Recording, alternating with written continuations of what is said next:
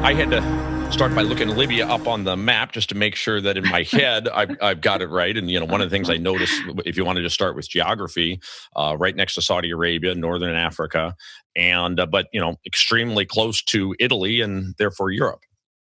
Yes, yes. So somewhat strategic, and you hear about in the song "The Shores of Tripoli." That's right. Because it played an important role in World War II. I know the Germans took it over. The Germans took it over actually from the British. Mm-hmm. They were helping the British. They took it. Yeah, the butcher of Libya was there. The Italians fought with the Germans. And so, yeah, it's all in my book. The one thing is that Libya was ruled by so many different countries, empires, the Ottomans, the Italians, the Romans, and they did not become. Are we starting? Yes, we're in. Libya really just came to the forefront when oil was discovered in the 1950s. It was under Senussi, who was a king at that time. And basically, what happened was Gaddafi led a revolution against him in 1969. And Gaddafi came into a very good position because not only did Libya have a lot of money, but which he used to his advantage. He educated Libyans. For the first time, Libyans were sent abroad to Europe and many to America to study. So in the beginning, Gaddafi was popular. He was liked by the Libyans.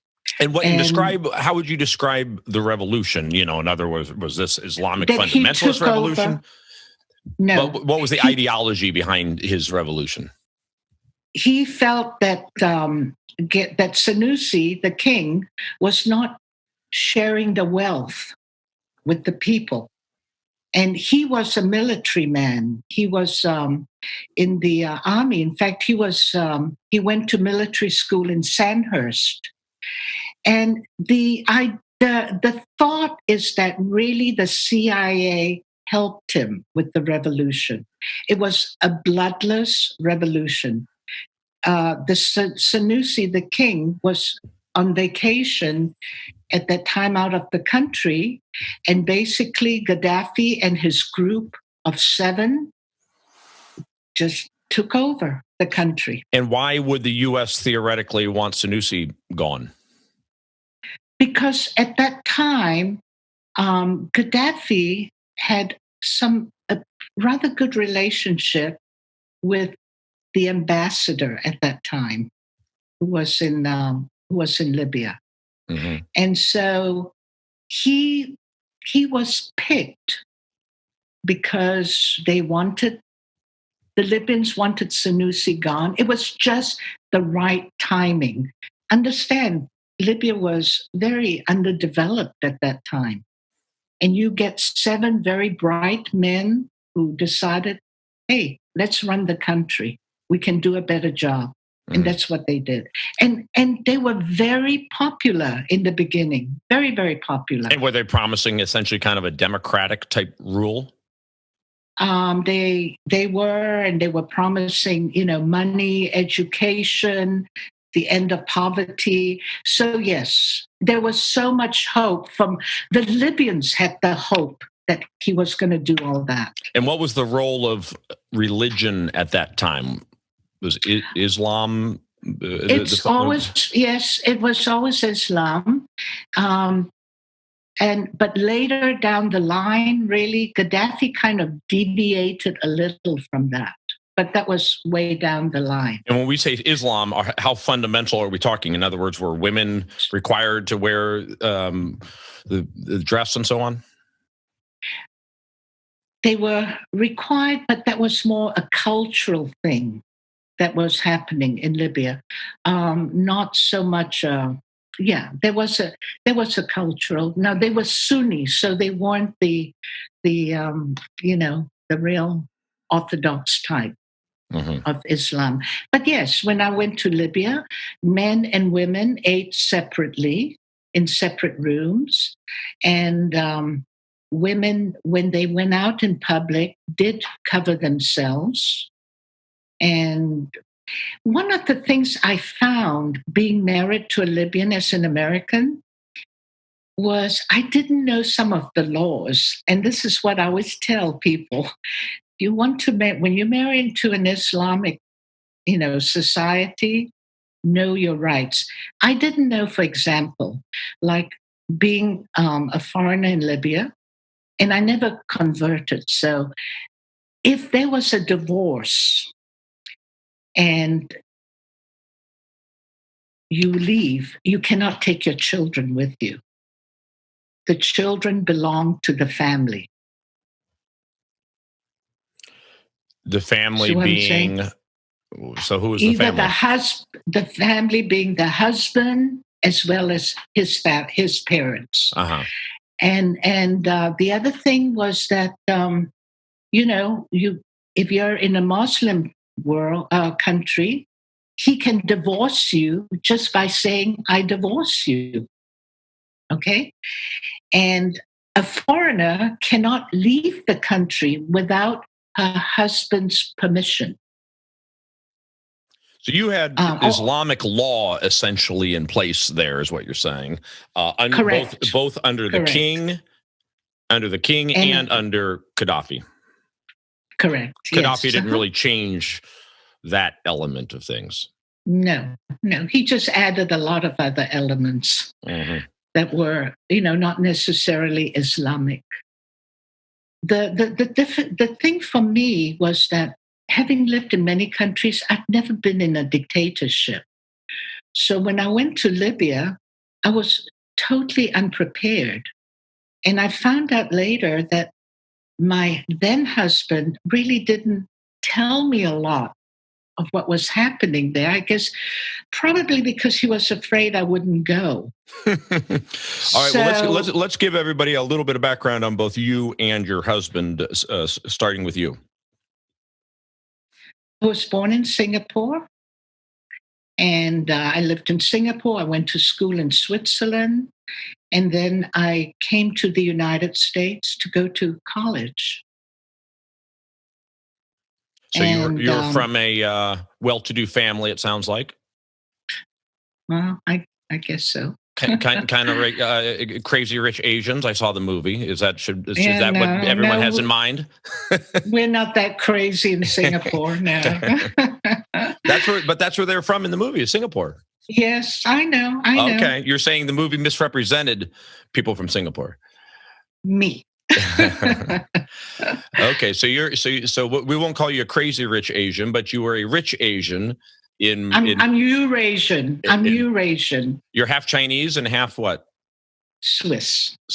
Okay. Interesting combination. Okay, so you're going to school in DC, and that's where you meet your to-be husband. Yes, that's right. He was working on his master's in DC. We met him, and he was the first Libyan I ever met. And even though I had been to Egypt, I never heard of Libya. So I literally had to go look it up on the map. Yeah. And was he also there simply for school? Yes, he was. He was sent by Gaddafi. Gaddafi took over in 1969, and he was one of the first batch of the Libyan students that was sent to America. So how old was he at the time, and what year was this? This was in 1970. And how old was he? We're not going to ask your age, don't worry. No, that's okay. He was about, I think, 30 at that time. Yeah, the reason I ask his age is because you're saying Gaddafi sent him. So already was he part of How tight was he with Gaddafi at the time, I guess is the question. He wasn't at that time. He wasn't at all at that time. But I do remember something interesting was that he carried a picture of Gaddafi in his wallet. That's how much he liked Gaddafi and how much hope he had, So it took 4 years before we got married. He had to get special permission from Gaddafi. He had to do an edict to approve our marriage because he was working by that time for the government in a very high up position already.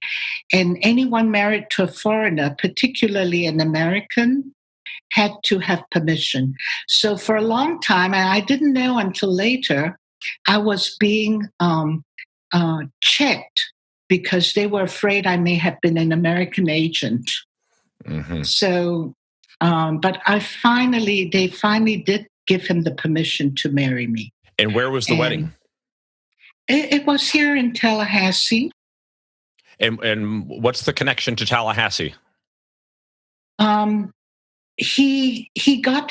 got his was studying for his PhD in political science here in Tallahassee. Florida State. Yes. Okay, so the two of you moved there, and he got he did get his PhD there. Yes, he did. And then the wedding was there. Did your family attend? No, my parents were not real thrilled about it. He's 100% Libyan. Yes, yes. His family wasn't thrilled about it later, but I have to say, after we got married, they were wonderful. They treated me like their daughter, and going to them in Libya was a political shock later because I didn't know what was happening.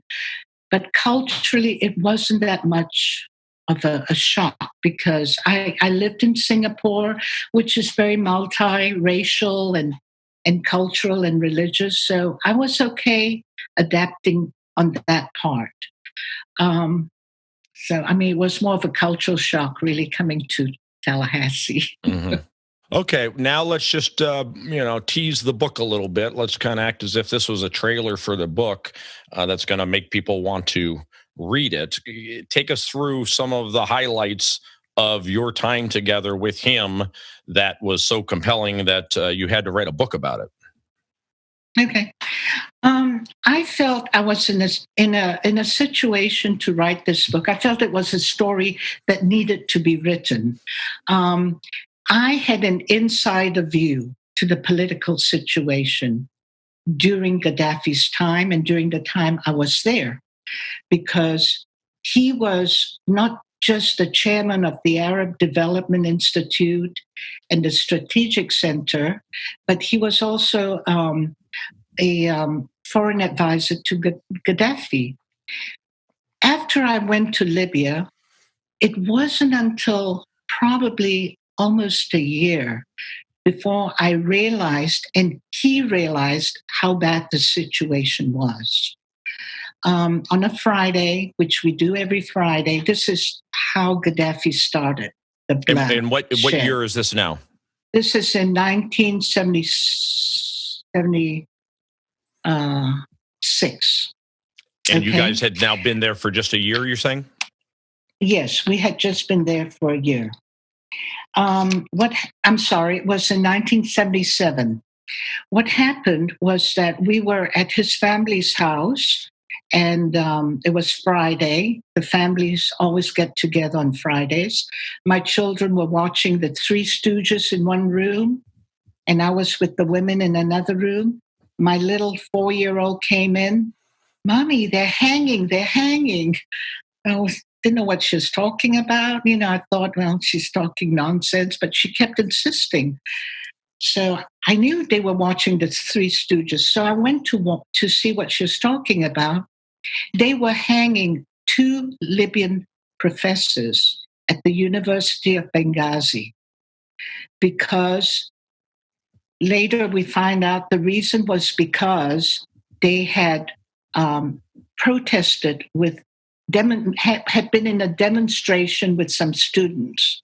So Gaddafi wanted to teach them a lesson and the country a lesson, not to demonstrate against him, not to talk against him. And so they were hanging. That was the beginning of Gaddafi's bloodshed. From then on, it became more frequent. He would hang people on the roads and divert traffic. So you have to drive by the bodies that were hanging. So that was seeing that was the wake up call that, wait a minute, yes. this administration or regime is not heading in the right direction. True. And then it just got worse and worse from then on. And was he doing, what was his level of popularity at that time? Libya at that time was divided into two types of opinions. You have to understand that because he had so much money, he was able to give jobs to people who weren't qualified. There were as many secret police as there were employees in the country. Secret police was everywhere. So you basically had people who were not very qualified, but who made good money for spying for him all over Libya. And if you took a poll in 1976, is Gaddafi doing a good job, or approval rating for Gaddafi? What do you think his approval rating would have been among the people in that year, anyway? Okay, that's before the hanging. At that time, there was not a lot of talk about him. It was I was always told, do not talk about him to anyone outside of the family. Do not talk politics. So in 76, when I arrived, it was okay. I arrived in 75, 76, but in 77 was when Libya became of two opinions. People who were really afraid of him and people who supported him. But I never ran into people who supported him. And your husband, so when did he turn? Because he went from having a Gaddafi picture in his wallet to, I presume, no longer supporting him. It was a slow process, but what happened is, I can't remember exactly the year, but it could have been 78. He attended a disarmament conference in Delhi. And it was an international disarmament conference. And I was in Singapore at that time. And he called and said for me not to return to Libya until he told me to, that something was happening. And what had happened was that the Russians at the conference contacted the Libyan agents and said that Omar was a CIA agent. And so he got a message from his brother in Libya not to be careful, that there was a warrant out for his arrest. And they would sort it out later. So that was when things starting to get very close to home, and our phones were tapped. And I was followed. Even I was followed by a black Peugeot and the secret police, going shopping or whatever. So this was kind of like a Stalinist purge where Gaddafi is paranoid and constantly thinking about who's out to get him and who needs to be purged. Is that fair to say? Without a doubt. And people were killed. I mean, there is no doubt about it. People would disappear.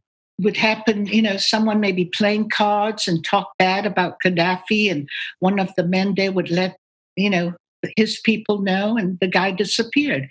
It was something I just could not identify with.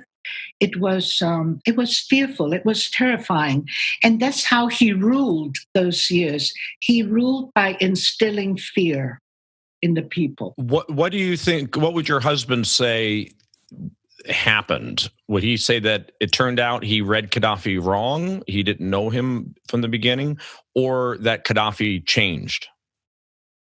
I would things change, as with most dictatorships. It always starts on a good premise, but then with the power and especially with the money in Gaddafi's stage, he just became more and more arrogant.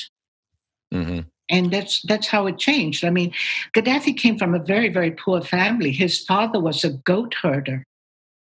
And wasn't he known for throwing some pretty lavish parties? Later, much later, So, much later. and unfortunately, you didn't get to enjoy the parties then. No, and I'm so glad I didn't. I had a chance one time to meet him, and I just couldn't. I just could not. I couldn't shake his hand. You know. When did your husband end his association with Gaddafi? Okay, that was in 1979. Okay, we had just come back from another conference in Moscow, and there was talk that he was being investigated. I'll just throw in this right now because it doesn't matter. He has passed away, but his uncle was the third guy in Gaddafi's regime. He was the interior minister. And one day, he got summoned to his office, to his uncle's office, and he gave him a note and said that there was a warrant out for his arrest and that he was to leave the country as soon as possible. So he came home and he told me he had to leave the country, that he would make the what arrangements to have the children and I leave. And basically he left immediately. And he was put on a plane, through the auspices of the head of the airport at that time, without a ticket, put on a plane, first flight out of Libya. I was held for 2 weeks. I could not leave for 2 weeks, and I didn't know how I was going to leave. There was talk of maybe having to go through the desert, but I had 2 small kids, and I also had a nanny from Singapore. So I didn't really want to go through the desert. And so his brother, who also happened to be a general at that time, he told me that he was going to make arrangements and I just had to be ready to leave at any time. So one morning, he came with a soldier and himself, and he said, "We got to leave." He said, Mohammed, who was the head of the airport, has agreed to take our 4 people off the flight and put you on the flight. And I will be with you all the way. Fine. We went, and the kids and I went to the airport. When we checked in, everything was fine. Everyone was saluting him, and everything was fine. So I kind of felt a little bit safe. And finally, he said he was going to walk me into the terminal inside after the check-in. And the guy said, no, don't worry. We'll take care of her. It's okay. And he didn't want to argue because he didn't want to start a scene and to bring attention. So he told me, my name was Hiba at that time. He says, "Hiba, everything will be okay. I'll send the soldier in with you." So we went in. I went in with my kids and the soldier. As soon as we got past the checkpoint where my brother-in-law couldn't see me, the secret police came. And they told the soldier to go away. Imshi. And I didn't know quite what was going on. I knew it wasn't good. And they took me aside. And basically, at first, they ripped open everything we had. The luggage that I thought was already sent on the plane was there in the back. My children's toys, knapsacks were all torn up. They were looking for something, they didn't find it. And finally, I had one thing I was very afraid of. There was something that I had that I knew if they found, I would be in jail. And that was, I had $100,000 American money in cash that I needed to start a new life in America that my father-in-law had managed to get for me. And at that time, it was illegal to take more than $1,000 out of the country. So I was afraid of that, but it was in my purse. The other thing I was afraid of was my daughter had an American passport. She's born in Florida. And the embassy, before I left, they had told me, whatever you do, make sure that your daughter's passport is not found because you could be charged with treason because she's the daughter of a Libyan. And they said, we will not give your son a U.S. passport, but as soon as you leave Libya, arrangements will be made with the State Department to parole him into the country, and then we'll get him a passport after he gets in. So the two illegal things I had on me was a U.S. passport, my daughter's U.S. passport, and $100,000.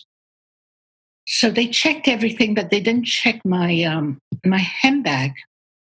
So I thought I was cleared. Went along, and then we were stopped again by some more secret police, and one of them was a woman. And she said I had to go be checked, and I didn't know what she was talking about. And she said, strips check. Never happened to me before. So they started with the kids. They took the kids one by one into a room. Then they took my maid. Then they came out. When my maid came out, I had my bag on me and I pushed it right against her body as I was going in so they wouldn't see my handbag. I went in and I was thoroughly searched. They didn't find anything. We left. Okay, so I walked towards the plane, and this is like after 4 hours of delay. And, as I'm walking into the flight, everyone's clapping because they saw what was happening to me. So we get on the flight and we sit up front. So it sounds like the flight had been delayed for you. Yes, 4 hours. So they're also clapping because they're happy you're finally on the plane so we can take off. They're happy that they saw me. They knew what was happening. Remember, we were all living in fear in those days, but that wasn't the end of it. I get on the plane taxis down the runway, and as it's getting ready to take off, it slows down and it goes back to the terminal. I knew at that point, somehow it was related to me, and it was very, very scary. So I told my maid, was actually the nanny, I said, here, hold my purse. If they keep me in Libya, as soon as you get to London, call my father. And my father will fly and take the children. So the two Secret Service came. They came and they said, Madame Fatali, out. I was very calm. I stood up to go. And as we were almost at the door, one turned to me and he says, where's your handbag? So I said, it's on the seat. And he went and he got it from the nanny. So we went into the terminal again, and I was brought into for questioning in a room. It turned out he was the head of the secret police at the airport. And he questioned me a lot. And he said, "Let me see your handbag." Gave him my handbag. He took out the money and he waved it at me. He took out my daughter's US passport and he waved it at me. I didn't say anything, but I had tears in my eyes. I mean, if eyes can beg, mine begged. Okay. And I told him, I said, I'm an American. I have nothing to do with Libyan politics. Please let my children go. At least let them go. Okay. And, the kindest man I've ever met in my life. He put the money in my passport back and he looked at me and he said, "Madame, you have a good trip." I could have been in jail. I mean, there's no doubt about it. I would have been in jail. He let me go. It wasn't until much later that I found out from, my brother-in-law in Libya that what they were looking for was secret papers, because my husband had left Libya without, their knowledge. And they were probably thinking that I was taking out secret papers from Gaddafi. And all of this emanated from them thinking that he was working with the CIA? Correct. And now I was approached by the CIA when I was in Libya. I was also approached by the KGB.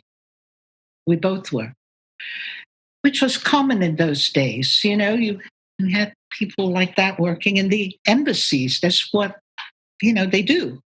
Some people.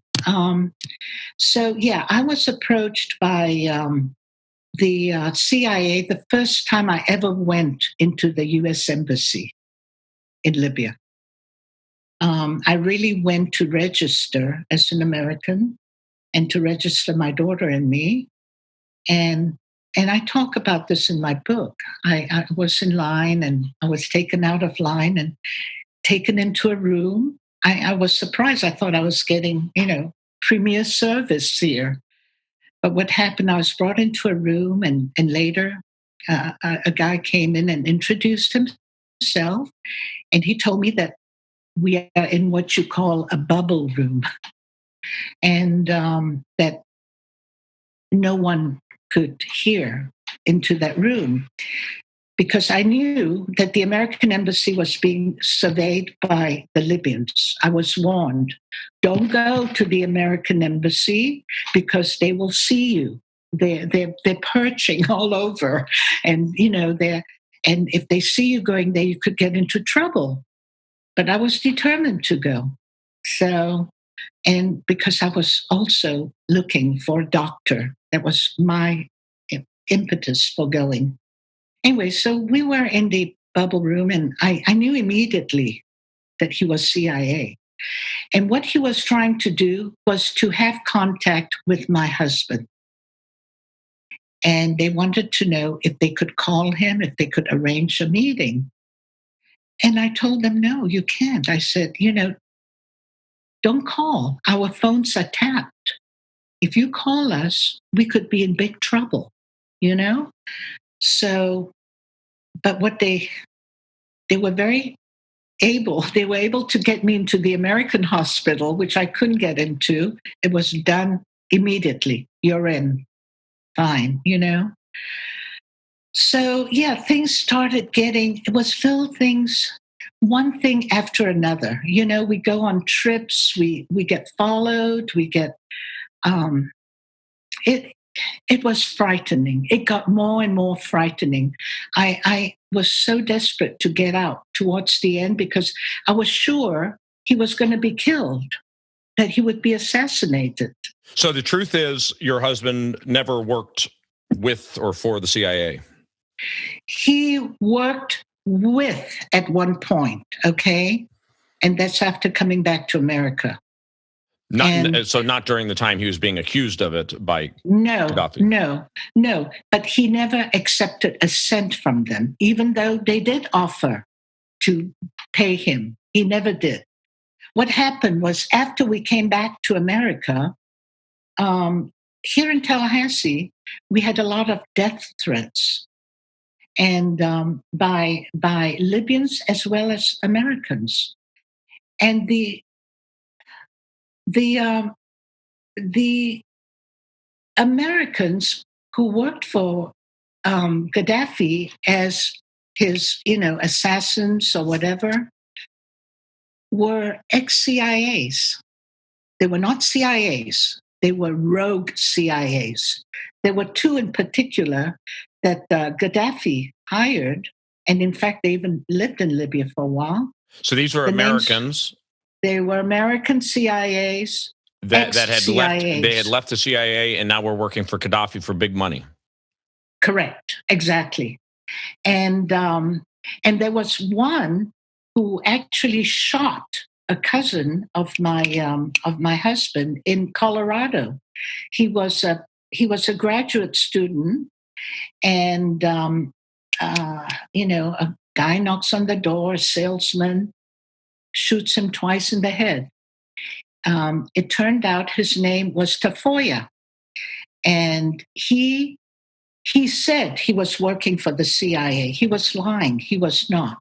He was working for an ex-CIA who was, employed by Gaddafi. And what had he done to get himself killed? A dissident.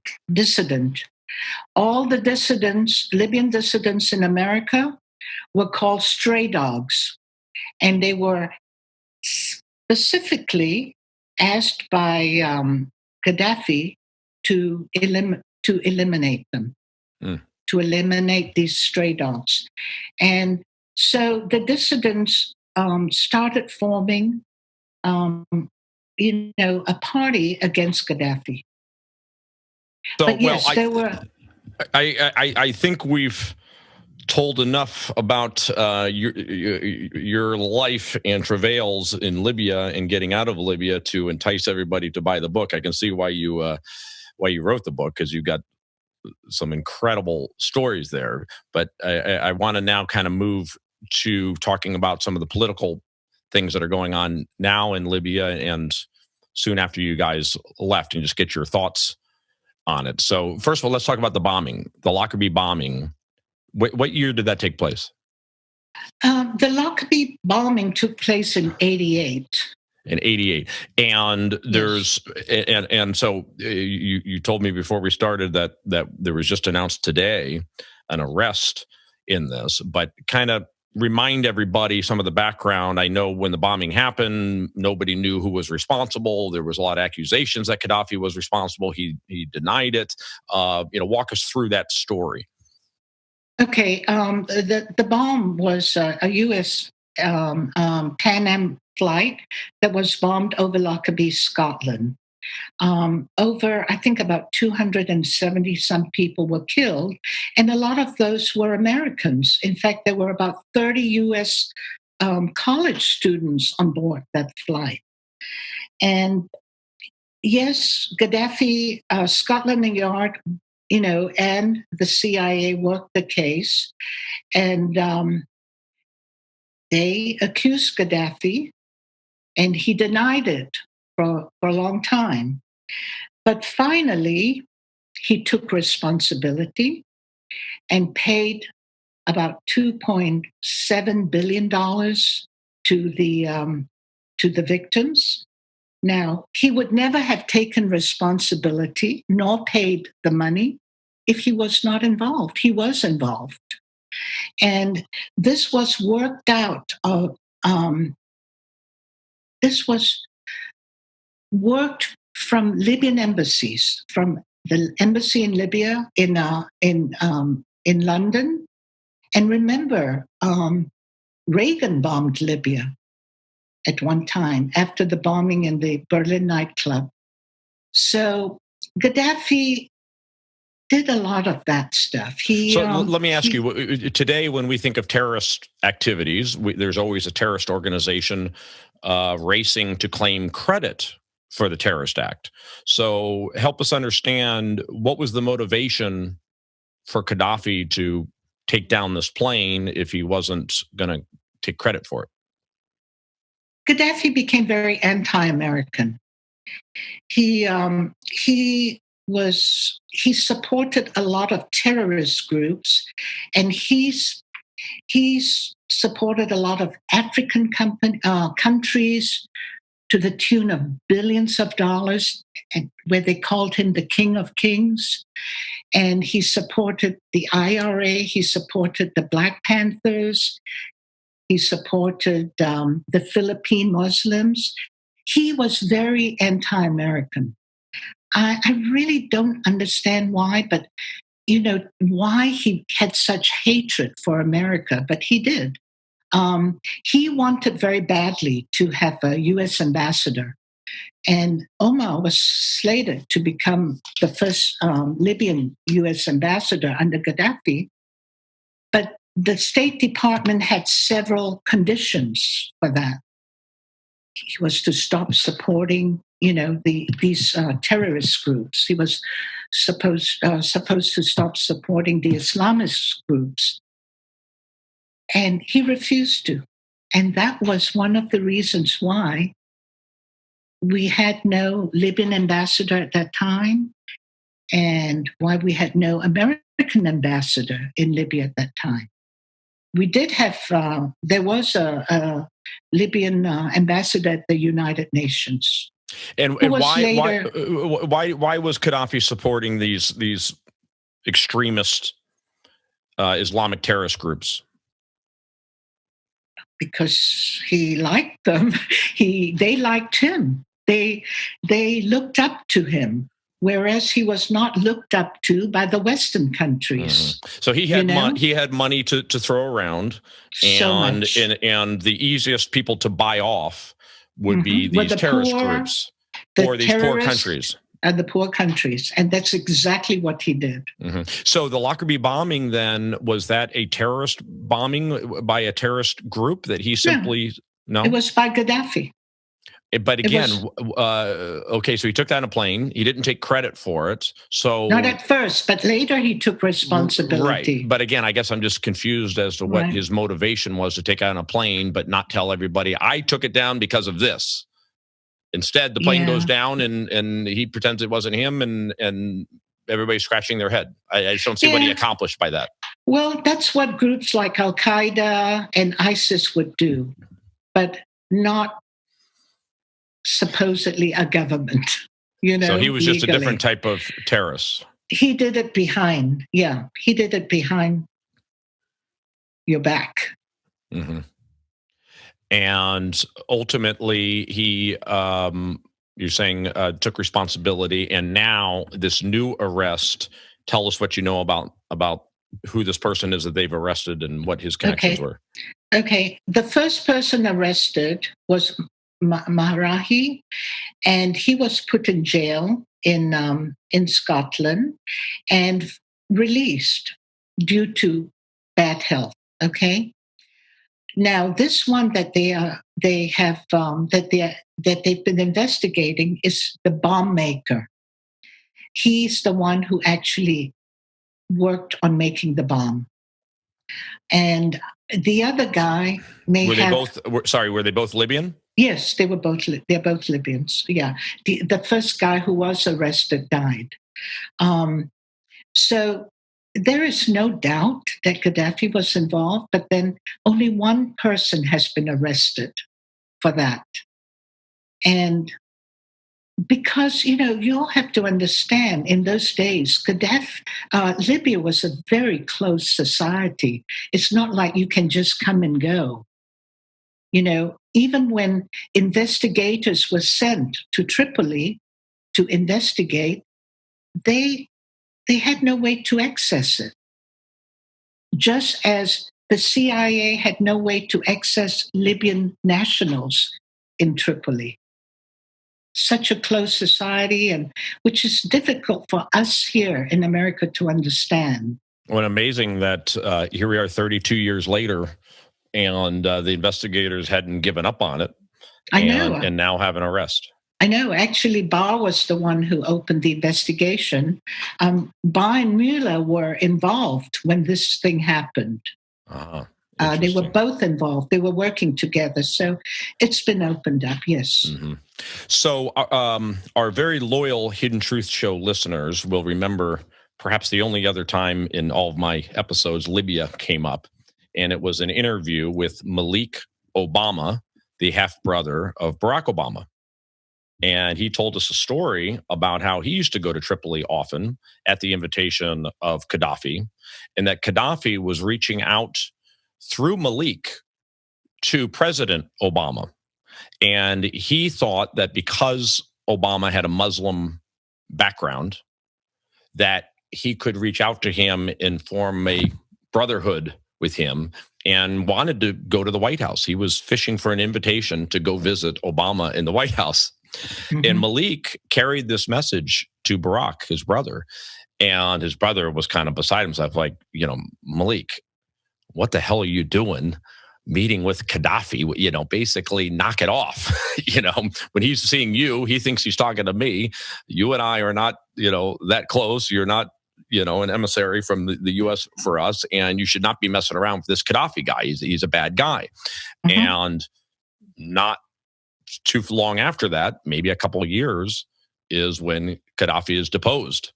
So it's kind of an interesting story, because who knows, had Barack accepted the idea of meeting with Gaddafi, who knows if things could have been different. But I'm sure things were way down a road at that point. This is a pattern with Gaddafi. He did the same thing with Jimmy Carter's brother. Okay? He invited him to Libya. And I'm saying this, and I'm pretty sure it's true, because I was, involved in those days a little bit with what was happening. He paid him $265,000 to go visit, okay? To Billy Carter. Billy Carter, okay? And I was there at that time. And people are concerned about Hunter Biden. Exactly. This is the brother of the sitting president. Right. Well, I'm sure Jimmy Carter had no idea. Yeah. Okay? Yeah, Billy was a little crazy for people who don't remember. He was crazy. And I met him during that visit at the U.S. Embassy. We were invited and talked to him. I mean, it was just really strange, because alcohol is never served in Libya, and everyone was walking around with alcohol, and he's giving me a beer, and I don't drink beer, and Billy beer. And so he was there, and it was all kind of crazy, But that was Gaddafi's way, like Kim Jong-un, of getting. When you have recognition by the American president, you have a little standing in the world, even if you're a, despot, right. Even if you're nothing. Yeah, it seems to me they're looking for friends anywhere that they can get them, right? And there's no better friend to have than the U.S. So exactly. any of these bad guys, whether it be Assad or Hussein or whoever, right. they'll take a partnership with the U.S. if the U.S. is willing to do it. The U.S., correct. However, has to be willing to get into bed with a really bad guy. Yes. And, right. Yeah, exactly. And so, you got people like Putin, who he doesn't check your morals at the door. He doesn't care. It doesn't matter. He's like them, basically. He's looking for friends too. So right. He'll take a friend anywhere he can get it. So that's why they'll latch on to a Putin. Right. And China, for that matter, doesn't seem to care about the morality of their partners. So these guys find partners in Russia and China because the U.S. right. has some moral code to who we partner with. Yeah, and countries, so do countries like France and Germany. They're more respectable in that sense. Libya just really they wanted the recognition, but they weren't willing to abide by the rules. So tell us the story of the ultimate deposing of Gaddafi, just briefly. Okay. It was in 2011 when I had given up all hope of Gaddafi ever being gone. Okay, so in 2011, saw on CNN, Anderson Cooper talks about this revolution happening, and I'm shocked, absolutely shocked. So I followed that day by day. It started in Benghazi. It started as a demonstration. He got mad and went in and started killing people. And that added, fuel to the fire. And a lot of young Libyans ran out into the streets to demonstrate. It was unbelievable. And you have to think of this in light of, sorry to interrupt, but you have to think of this in light of the Arab Spring that was kind of going on, right? Exactly. That really started from Iraq, I think. I mean, getting rid of Hussein in Iraq kind of started this movement across the Middle East where they're thinking about these leaders they thought they could never get rid of. Right. Well, that, actually am I wrong to cite that? Tunisia. It started in Tunisia, yeah. Hussein was after that. And I'd like to briefly mention that before I go on with the revolution. The one good thing Gaddafi and Hussein did, the one good thing was they kept the terrorists imprisoned. They either killed them or they imprisoned them. So there were no Islamic terrorists. There were no Islamic extremists. However, when Gaddafi was deposed and when Hussein was deposed, these people were let out of jail, and they were the Al-Qaeda and the ISIS people. Gaddafi and Hussein would never have allowed that extremism to occur. So going back to the revolution, so that's how it started in February, and it ended in October. Now, during that time, America did get involved. Obama did bomb some military installations, but it really was at the behest of the Libyans. And Gaddafi would have massacred the population that was not supporting him if we had not done something at that point. I mean, I was watching the news every day. I saw these young people running around in flip-flops, throwing rocks, fighting these military tanks. They didn't stand a chance. So after America got involved, yes, things were on a more even keel. But then when Gaddafi was murdered, he was not murdered by American bombing or Americans. He was murdered by the Misrata militias, a group from Misrata. And he was killed in a horrible way. I mean, no one deserves to die the way he did, no matter how bad he was. So after Gaddafi was deposed, it was hopefully that the government that would take over, specifically this group that did take over, would be prepared. The National Front for the Salvation of Libya, which my ex-husband was one of the founders. So after Gaddafi died, they went back to Libya, and so did Haftar later, who is a general, who is the other strong component now in Libya. Unfortunately, the new regime, the government, was not prepared, was totally unprepared. And this was something Obama always said, and it was his mistake was not helping Libya prepare for independence. They were not prepared. Did they have any Western support? Now or at that time? At the time. At the time, yeah, but not physical support and not intellectual support. There was Like just for instance, moral support. In Iraq, we were there to try to help build a new nation, and seemed to be on kind of an okay course until we pulled out entirely when things got really bad. But whereas in Libya, we just deposed him or helped depose him with NATO, by the way. This was to clarify, correct me if I'm wrong, but it was America kind of leading from behind. We were not the leaders on this. I thought it was more France and Europe and NATO.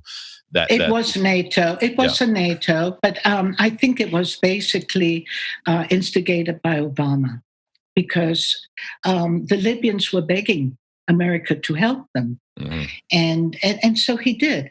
But the eventuality of it was he was killed by Libyans, right? Not Americans, right. Not NATO, right? But you had no American support or European support to assist the new government in establishing itself. Is that what you're saying? No, because frankly, I think it was because America thought that this group, who, by the way, were American educated Libyans.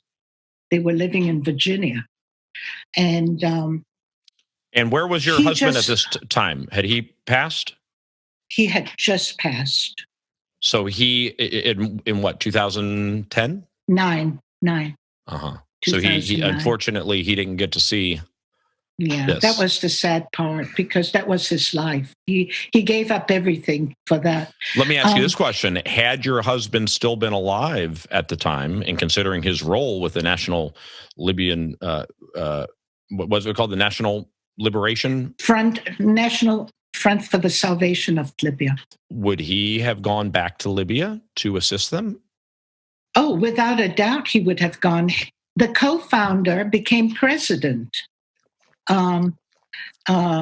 McGareth, whom they were friends and they worked together here in Virginia. McGareth became president in after he went back to Libya. Okay, but so we've got. Yeah, go ahead. Sorry. That only lasted 1 year. Okay. And that's what I wanted you to do, because we got kind of limited time left, is now just kind of bring us up current through what's happened since the revolution. So the National Front takes over, but lasts only for a year, and then bring us up to present. Okay, then Libya goes into total political chaos. At one point, they had 3 different governments. Right now, the two main characters are the general, the GNA, and Haftar. Haftar was a general under Gaddafi. Haftar was sent by Gaddafi to invade Chad. He was caught and imprisoned. The American government, the CIA, made arrangements to get Haftar out of Chad into America. So he came. So he had been living in America all these years until after the revolution, after Gaddafi was gone. He went back. So now Gaddafi is basically, Libya is basically Haftar on one hand, who is the head of the Libyan National Army, and Sarraj on the other hand, who is head of the General National Congress. They're not working together. So unfortunately, Libya right now is in chaos. It is especially bad because every town, every family has a militia. Everyone feels they have the right to govern because they were part of the revolution. So it is a mess right now. And what about terrorist activity in the country? Is it a safe haven for the ISISes of the world? Yeah. Parts of it is. I want to just say one thing. I had a Libyan nephew who was kidnapped by ISIS. This is a few years ago. This is after Gaddafi died. This happened, I guess, about 2 years ago. 3 years ago. He was kidnapped by ISIS. The ransom was paid, and his body was found in the desert. Okay, yes, they're still there. Wow. And am I right that Turkey, I heard a story about Turkey building a military base in Libya? Yes. And in fact, they even sent mercenaries into Libya.